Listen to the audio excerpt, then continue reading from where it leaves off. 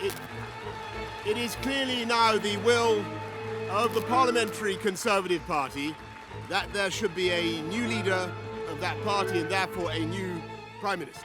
Thank you. What a moment. A man who won a big majority at a general election just 2.5 years ago is going. The Boris Johnson era will soon be over. Liz Truss outwitted her political foes and her political friends to assume this job. Liz Truss got the leader's job because she was voted in by her party. But among voters, polls show she is unpopular. We will deliver, we will deliver, we will deliver. And you'll be Chancellor and Liz Truss will be Prime Minister this time next month. Absolutely 100%. I'm not going anywhere. He's out. He's been sacked. So Kwasi Kwarteng, the Chancellor, he's gone. He stewarded the British economy from relatively benign situation to the brink of catastrophe. On even the most generous analysis, the government looks tonight like a complete shambles. I cannot deliver the mandate on which I was elected. I am resigning as leader of the Conservative Party. Prime Minister of the United Kingdom, Liz Truss, resigning about 6 weeks after taking office to begin with political upheaval in the United Kingdom. I can confirm that we have received one valid nomination. Rishi Sunak is therefore elected as leader of the Conservative Party. Good afternoon from Downing Street. A short time ago, it was announced that Rishi Sunak named the next British Prime Minister. He's already warned the country faces profound economic challenges as he takes over from Liz Truss, who resigned from the job after just 44 days. What's unusual is that less than 2 months ago, Sunak actually lost an election within his party to get the job.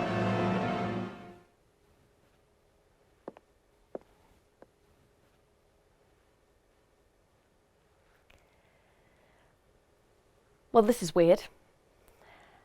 I'm not saying the UK is unstable, but while we've been making this show, there have been 3 Tory UK Prime Ministers.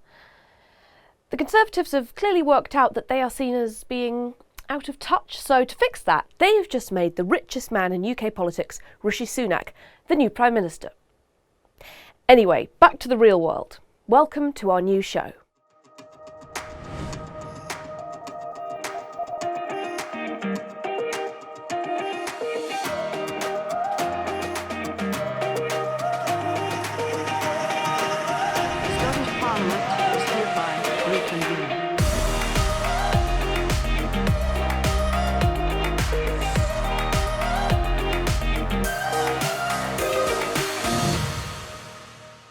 Hello, welcome to Scotland's Voices, a new show covering Scotland's future.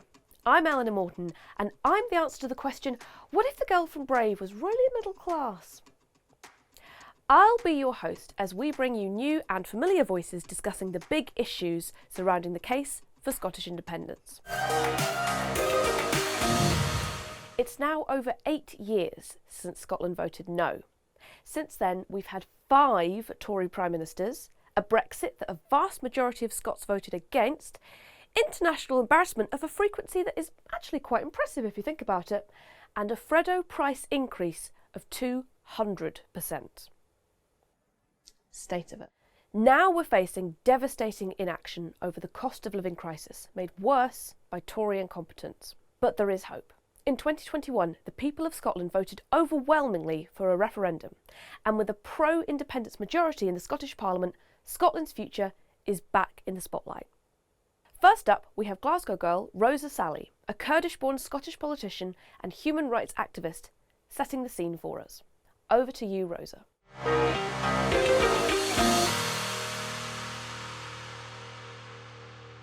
When I first came to Scotland from Iraqi Kurdistan, I was only 12 years old. When I was just 15, my friend Agnes and her family were detained in a down raid.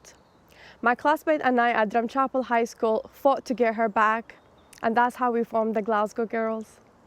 I know how welcoming and supportive the people of Scotland can be towards asylum seekers and refugees. Glaswegian proved it when they joined us to defend Agnes and her family.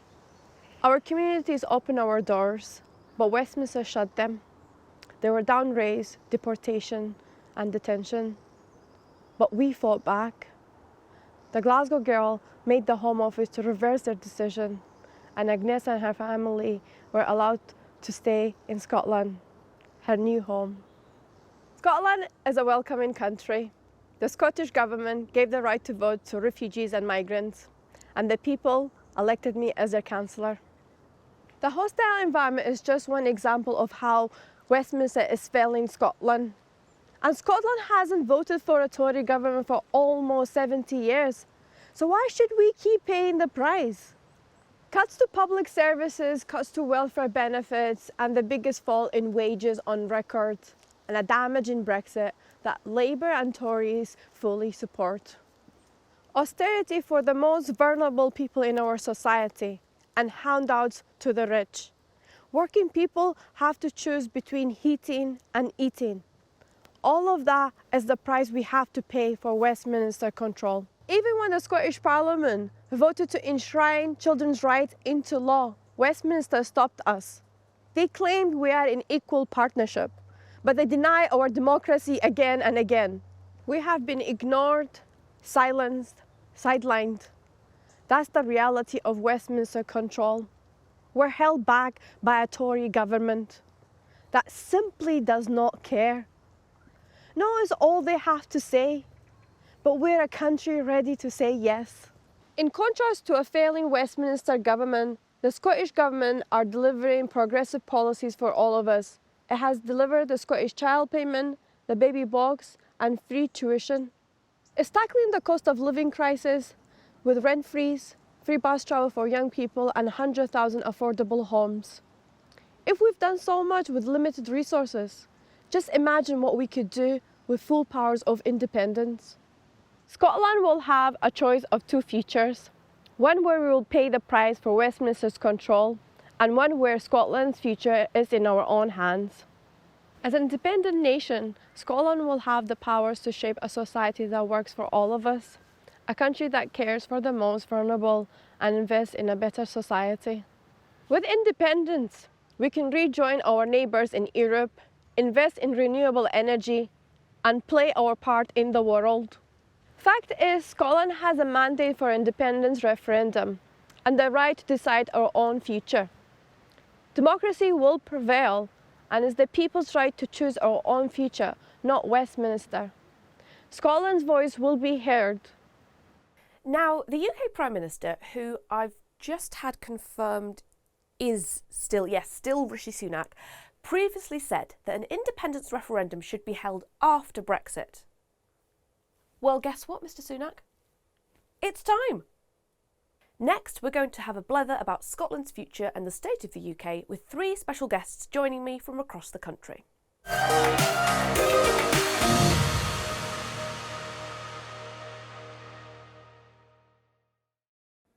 Hello, Tanya Bultmann, Rory Hannah and Alex Kerr. Tanya is a New Scot and dual national born in Germany who is now Chair in International History at the University of Strathclyde. Rory is a former no voter and founder of the pro-independence platform Scotland's Choice. And Alex is a local councillor and political anorak, which basically just means he's a big nerd. Now, Alex, if I'm honest, I'm not sure where to start with the recent events at Westminster. There's been Liz Truss's mini-budget that crashed the UK economy and made us all poorer. Thank you, Liz. And then Truss had to resign after 44 days due to this. And now, multi-millionaire Rishi Sunak has become the latest Prime Minister. But let's just say I'm not entirely confident he'll still be there at the end of this episode. What do you make of it all? Yeah, I'm not entirely convinced he'll still be here at the end of the episode. And not sure about any of the other ministers either. I mean, it's something that you can sometimes people kind of laugh at. But this is really quite serious what's happened in the last month or so. It's absolute chaos from the Tory government, and it's a Tory government this time that not only did Scotland not vote for, now we're used to that, but no one else in the rest of the UK voted for this either. This was Tory party members that put Liz Truss in at number 10, and I don't think there's ever been a better case made for independence than what we've seen in the past month or so. So we've got food, the cost of food increasing massively. So the ONS released some figures, and that's the UK government's own kind of stats agency. Vegetable oil up by 65%, pasta by 60%, tea by 46%, things like chips, 39%, and bread by 38%. And these are staples. People cannot avoid buying this kind of stuff. So that is immediate hit to people's standard of living. And top of the bare essentials like food, and let's remember that's what it is, bare essentials, the cost of mortgages is also gone up and is projected to rise further. So that's hundreds of extra pounds potentially on people's mortgage repayments, putting them at risk. And one of the things I think that's really not been talked about by UK journalists nearly as much as it should have been is the fact that many pension funds nearly collapsed as a direct result of the UK government's mini budget. The UK government that only lasted for 44 days nearly collapsed many pension funds. And these are, when you think about that in reality, that's people who've paid their money in, they've worked hard, they've paid their money into their pensions for their retirement. All of that nearly up in smoke had the Bank of England not stepped in to save the day in that one. And a lot of the issues you've got there with increase in food prices and the like, it comes down to inflation, which is made worse by Brexit. Now, Scotland, every single council area voted to remain within the European Union. Despite that, we were dragged out. But both major parties in Westminster, both the Tories and Labour, are absolutely dedicated to doubling down on Brexit. So Scotland really has only one way out of this, which I guess brings me on to my another point, which is since 2014, what we were told would happen if we voted yes, a lot of this has now come true because we voted no. We were told Boris Johnson would never be Prime Minister, and we all know how that turned out. We were told voting yes would be the quickest way to removing your EU membership, and now Scotland has been dragged out of the European Union against their will, despite every council area voting to remain in it. So in the future, I think we really have a choice of two futures moving forward, and it's the old broken Westminster system, the increasingly broken Westminster system, whether that is Tory or Labour, you can't really put much between them in terms of policies now, or governments that the people of Scotland who live and work here vote for. And you can only get that second option with independence. And I think that's one of the reasons why it's becoming more and more popular as we go on. Tanya, Scotland voted Remain, yet was taken out of the EU against its will. How do you think this will impact the independence debate? I think it'll impact the independence debate really in three different ways for different reasons. So if you think back to 2014 for a minute, there'll be no voters who of course now will think, well, I voted no, perhaps partly because I hoped that that was a way of securing EU membership for Scotland. And now the exact opposite has happened. Then, of course, there are also questions now that are raised about the union and how this demonstrates really that it's very much an unequal union because, well, we didn't vote to leave. In Scotland didn't vote to leave the EU, and yet here we are now. So basically the views have been completely ignored. And then, of course, it shapes debate because now we see all the Brexit impacts. So around the immediate issues that we're faced with, whether that's shortages in the labour market, for example, or things like our favorite foods maybe not being available so easily anymore. So I think in these three ways, there are significant impacts that everybody can feel now and how the debate then is moved forward around them. Alex, what do you make of Tory and Labour attempts to deny a referendum that the people of Scotland clearly voted for? Basically what I'm asking is, democracy, good or bad? Democracy good. That's my answer. No further. That's your stance on it officially. It's my stance. Democracy good. I mean, it's not just one election. It's pretty much every single election since 2014. Even in 2015, there was a big qualifier in our manifesto, which was, if we're dragged out of the European Union against our will, then that presents the grounds for another vote. It wasn't we want another vote. It was if we're dragged out of the European Union, and as Tanya's kind of mentioned, every single council area in Scotland has voted to remain in the EU, has been dragged out because the rest of the UK have decided that's the case. Now, that's no way, I think, to govern a nation state, Frank. Yeah, I mean, to understand where like, you know, where Labour and the Tories are coming out from. I think you have to look at like the structure of their parties. And so, like, by their own admission recently, the Scottish parties are effectively branch offices of their Westminster counterparts. And when you have a system set up to protect the union, you know, that's their prerogative, by the way. They're allowed to say whatever they want about the union and campaign for whatever they want. But to try and stop people from having a say is a completely different tactic to take. And I think really, like, that's verging on like North Korean and Russian kind of the way that they do things in these kinds of states. And to be fair, I think if they were so confident that they were going to win another referendum, I think they'd be calling for it themselves. So yeah, democracy good. Democracy good. That's 2 out of 3, I think. There, Tanya, did you have thoughts on that? Democracy good. Of course it's good, and it's not static either. I think that's the really important thing to remember. Sometimes I have the sense that people feel it's a one-off event, but it's not. It's always a process. Now, one can also argue whether that means you should do it like as many times as you want. I think there are some fair questions around that. But what I also wanted to say, though, is actually democracy has been manipulated in the Brexit referendum by, for example, not giving EU citizens a vote, by excluding those British citizens in continental Europe who've been out of the country for 15 years or more than 15 years, even though those two groups are the ones most impacted because their lives basically were thrown, you know, kind of into the sea and then see what happens.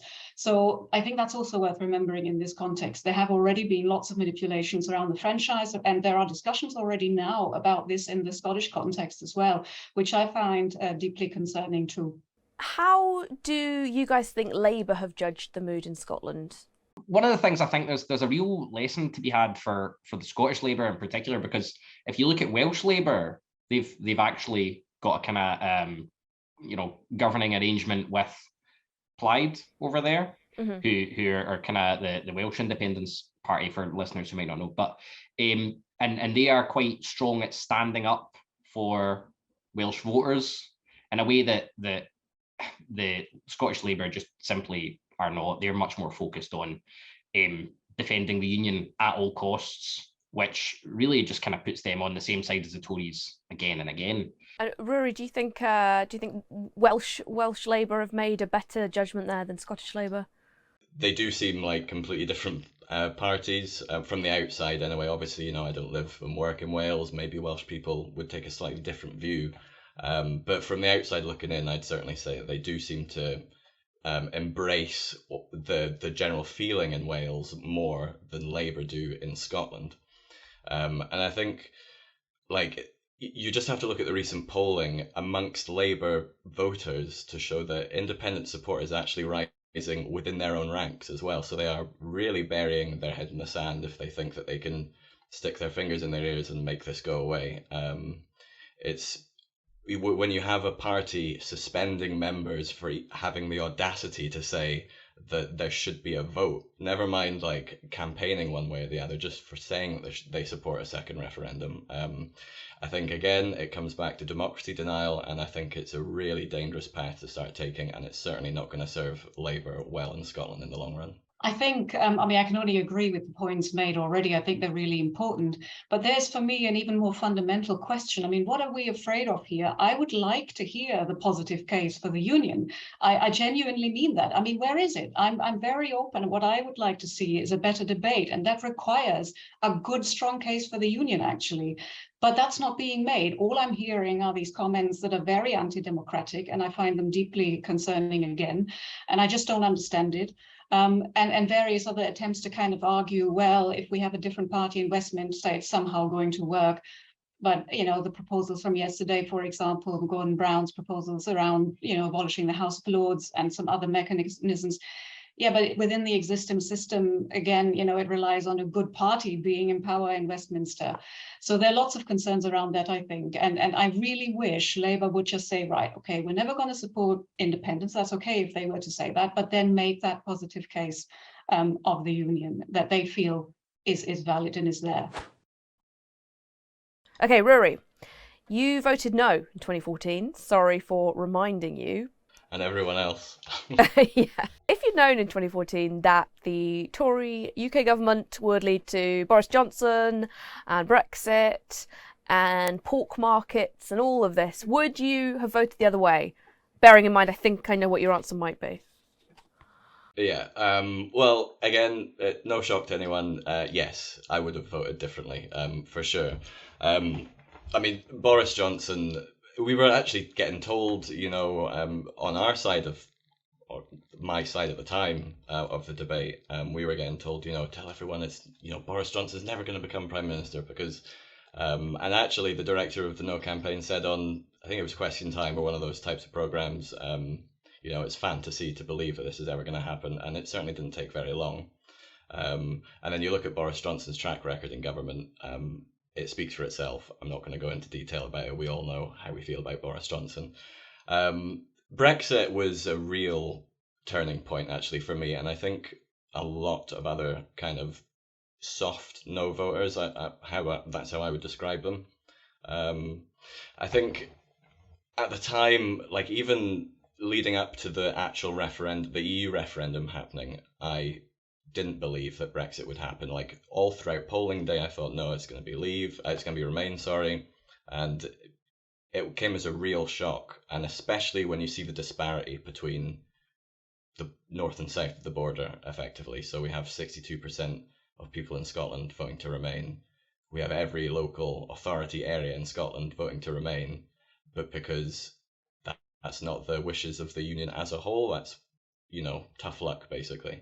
And then everything that's happened since Brexit has just kind of enshrined that position even further.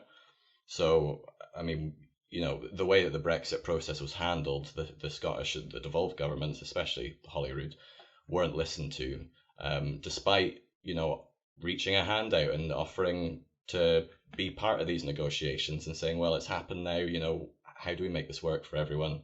And they weren't even brought to the table.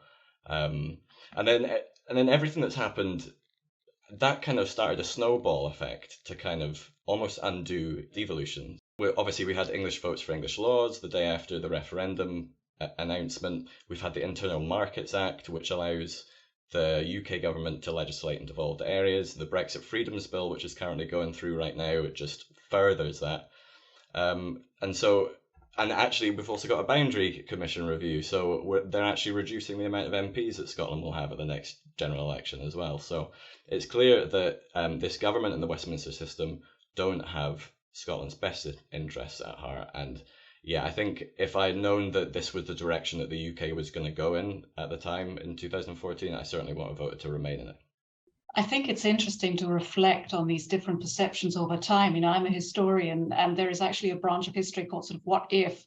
And personally, I'm not necessarily the greatest fan of it because I think we make decisions for reasons, and Rory, you would have had yours in the past, and others will have had theirs. And I think we should accept and recognize that and sort of show understanding of that.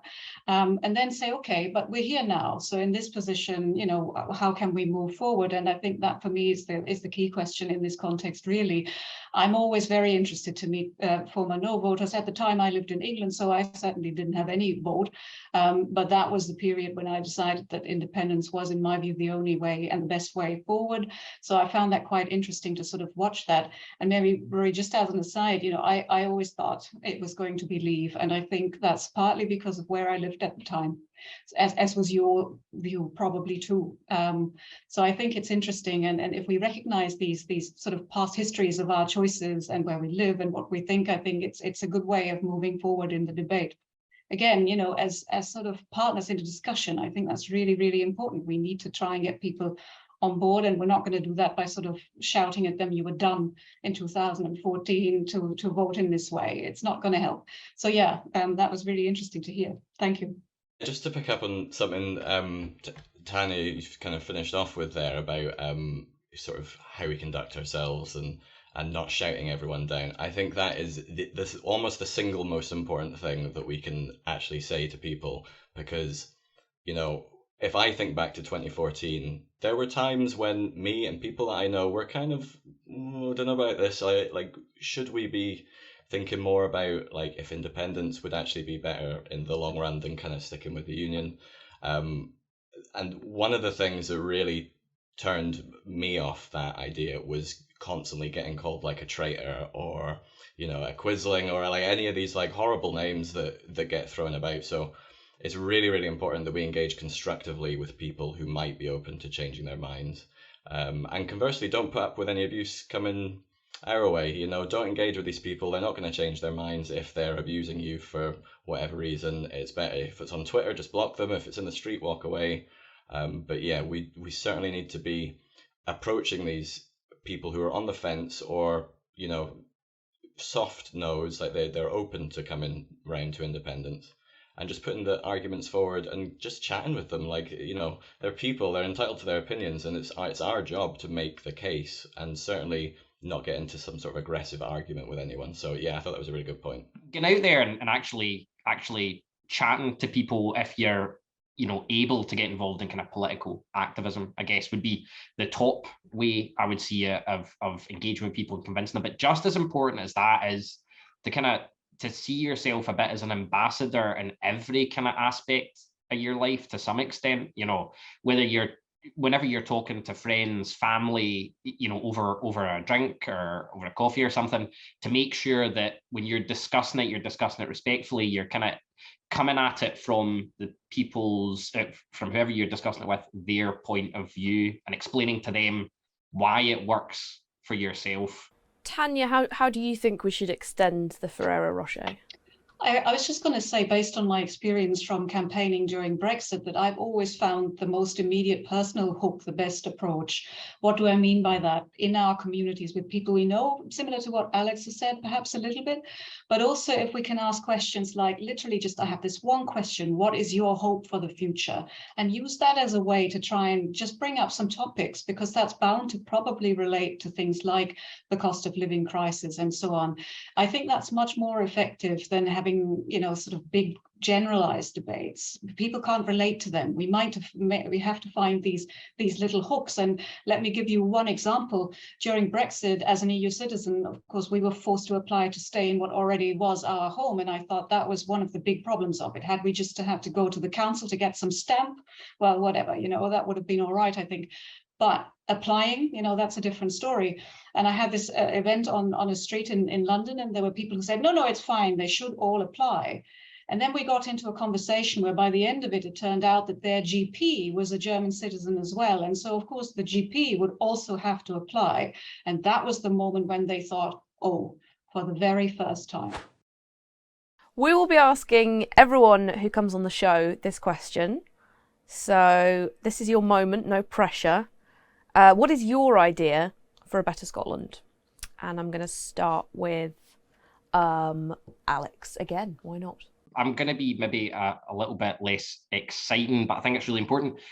So if the Joseph Rowntree Foundation did a really nice study on house supply and child poverty, and building more houses has an almost kind of direct correlation to bringing down child poverty.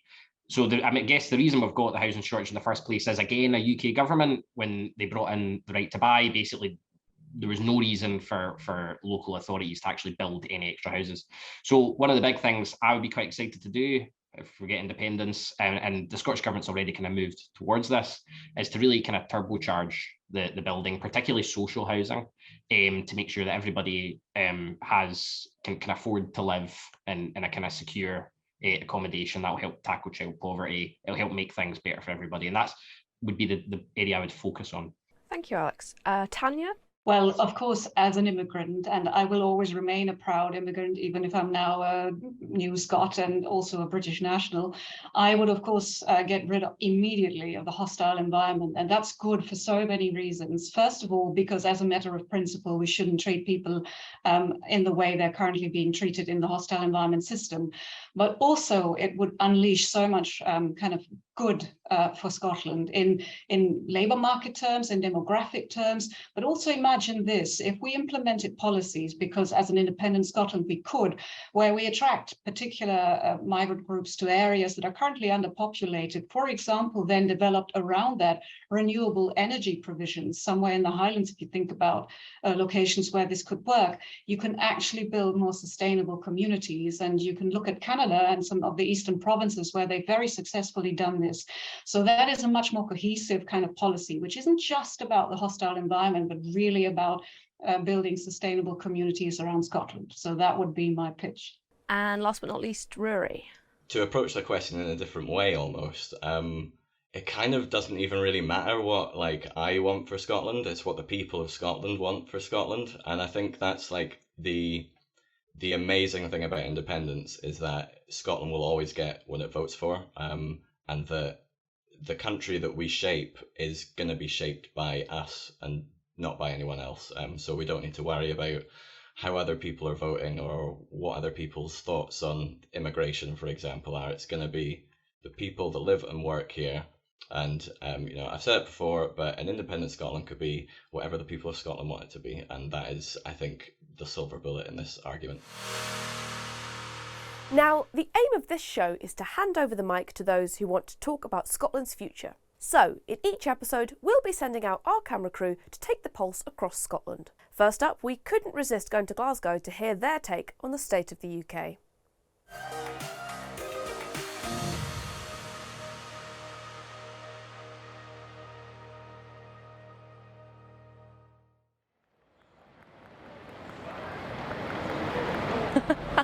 Westminster is not working for Scotland. Definitely not. It's just, it's that bad, it's funny. It's terrible. But does she last 40 days? 44 days. But she still gets a fortune for doing basically nothing. So it's a joke. The rising cost of energy, the rising food prices, I am feeling the brunt of it. Most people I know and myself are just pretty terrified. I've absolutely no faith in anything improving. It is more chaotic, and I think it is difficult to see how you fix it. I think Westminster should end. I think it's just so outdated.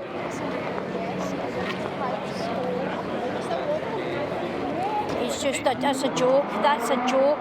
It's an absolute joke. He's got money that most of us will never see in our lifetime. He does not know what it's like to live the way we live. I feel like he's in the job because someone else can do it properly. You can't trust Rishi Sunak at all. Why did the pound drop the lowest it's ever been? And yet, all the people who made the money are Rishi and Liz Truss's friends. Rishi Sunak has more money than the king. Doesn't know what it's like to be a normal working person in Scotland, so I don't think someone like that should be in a position where they can be putting in place policies for working class people in Scotland. They're so far removed, and I just think it's all just a big joke. Yeah. Brexit was a strange decision not made by most Scots. And I think it is one of the ways that has made our lives more difficult. Brexit was wrong. That was it was madness. Absolute madness. So yeah, I'm not a big fan of it. I'm going to try and watch my language because I'm not a fan of it at all, man. I'd rejoin it in a second. Scotland has different needs from what the UK government is doing on our behalf. It's not in my name, and that's why I would vote independence. Scotland, I think, is very blessed with so much resources, and I think this is an opportunity for Scotland to tap and use and maybe mobilize its resources for the betterment of the people. So let's give Scottish independence a chance. So maybe yes. I think yes. I'd vote for independence. I'm originally from England, but from moving up here, I definitely agree with independence, definitely. I'd definitely be for independence, yeah. 100%, yeah. I'm all for it. I voted aye the last time and I'll do it again. I think it's time. Yeah, you can make your own rules. Yeah.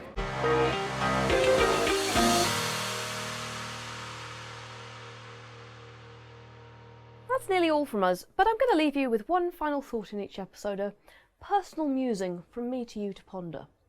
So here it is. We keep hearing that Scotland has already made its decision, that we voted no in 2014, but 2014 and 2022 are like Los Angeles and Leighton Buzzard, very different places. We were made a lot of promises in 2014 that haven't been delivered in Leighton Buzzard. 2022, sorry, the analogy is getting away from me a bit. If Labour and the Tories at Westminster are so confident about the union, why are they running scared?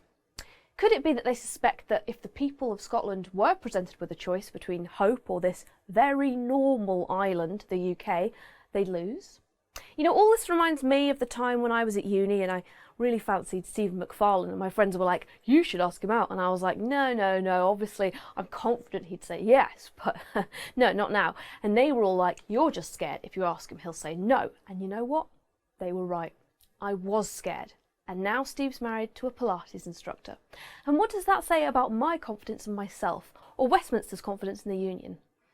So go on, Westminster. Ask us out. And if we say no, at least you'll know how we feel. And hey, we can still be friends, hang out, go to the movies, get a pint, that kind of thing. But we can do it as equals. And Steve, call me.